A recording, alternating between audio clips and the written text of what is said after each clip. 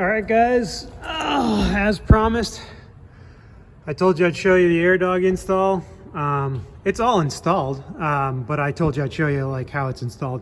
So this truck already has a quad star tuning fuel metrum rod and billet sending unit. It had a 1/2-inch fuel hose that ran to a pre-filter. That pre-filter I removed, and then I plugged this line, this push lock line, right onto the airdog. It was preset at about 14 to 15 psi. They did a really good job presetting it. I got the bracket. I left the bracket the way it was because it spaced it off the frame the way I wanted it. I spaced it so that if I was looking at the truck, I would see that the rear step was right near where it was. If I had to roll under it to change the filters, I wanted space over here and space, space over here and space over here. So then we got a 1/2-inch line in the harness. It runs all the way up. I don't know if I can show you this or not, with the power that's invested in me by this flashlight. Let's see if I can. So that's the factory lift pump. I haven't removed it yet. I'm going to. And then up there, right there, I had a factory connector, like what's the lift pump has. I had a factory connector, and I wired that to the airdog harness instead of using the factory fuse. So the factory computer and oil pressure switch and everything turns the fuel pump on like the factory did. So if the truck were to get into an accident, the fuel pump would shut off on its own and not pump diesel all over the ground. Don't worry about that Scotch lock. That's another story for another time. This truck's a work in progress. So that up there, that's the harness runs up that way. It ran past here, so I put a piece of hose across there. Yep, this thing's still a little oily from doing the pinion seal. And then it runs, I ran both the hoses together around the tank. The only thing that I did different, didn't come with the kit. Oh, let me lower this down a little bit.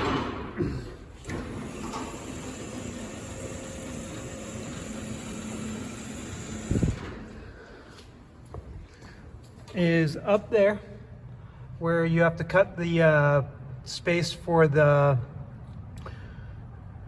return for the aerated fuel. That's where I ran it to. I had that 90-degree fitting to put on there. They usually give you a straight one for it, and I didn't like the idea of the straight one coming from where the wheel is. I like the hose to be away from all that. So they give you a couple nice clamps. They give you that piece there. I don't know if it's stainless. Hopefully it is. We'll find out this winter if it rusts at all. I'm going to oil the bracket around the bracket on the frame, maybe loosen the bolts and get some wax or oil behind there. As you can see, this frame for the Northeast is pretty decent, except for the couple little holes. So anyways, that's the install down here. Let me see if I can get up there real quick. I have the locks on the rack for doing an alignment. Grab the flashlight, boost myself up, holding the phone and everything. So that's the install right there. I have the Feed the Beast mod done. It goes to this fuel block, I guess you'd want to call it. I put the fuel pressure switch up here, so it would be at the injection pump, so it would know what the drop was after all the fuel line and everything, pretty much. Yes, that is a 1/2-inch bleeder valve. I like having a bleeder valve, and also if you have to fill someone else's truck up because their truck is low on fuel, it's really nice to have to save somebody else that's stranded. This thing's got a 42-gallon tank. It doesn't run out quickly. Yep, so then I used, this came with some compression fittings to tie into the factory line.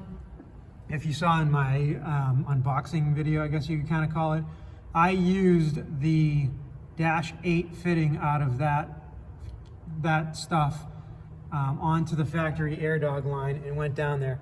My only concern, the airdog kit did not come with enough fuel line to do what I did. I had spare line, luckily, but it does not come with enough line to run line all the way up here to the engine, all the way back to the tank for the air section, you know, line for the aerated fuel to return, and all the way to the fuel tank to go onto the top of it. So if you're going to do this install, you best get like another 20 feet plus. I'd say a good 30 or 40 feet would be good, because this thing's 25 feet long total.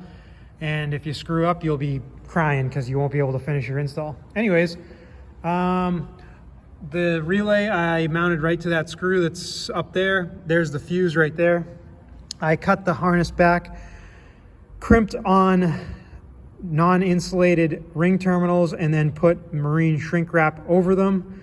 And I went directly to the battery, and then the power obviously goes through that fuse into the relay.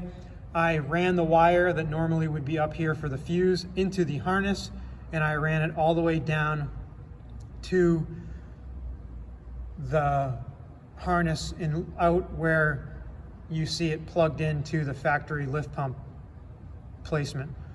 I did that because that's how I wanted it done. You don't have to do what I do, but if you do, it stays kind of factory.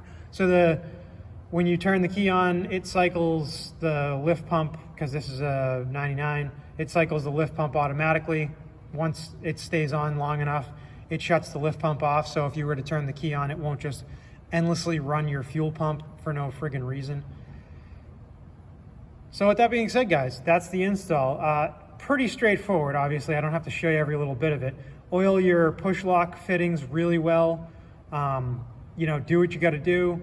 When it comes to, you know, buying stuff off QuadStar and everything, I got this kit from him. He did a very good job at packaging the kit for a 6.5, I think, because I'm pretty sure that that's all collaborated with airdog. Airdog, if you're listening, this kit could be made a little bit better. Yeah, it would be more money, but it could be made a tiny bit better. But with that being said, it's really good.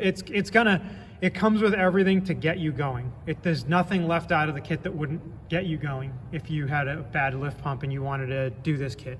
They get you going, but a little bit of finesse to make it be what you want it to be. And I know this looks like a mess right now. It needs a lot of zip ties and stuff. So anyways, there's the install. Hopefully you guys like it. Like, share, and subscribe. Show this to your friends, because it's the best video on YouTube. See you later, guys. You know, don't be a stranger. Comment, like, share, and subscribe.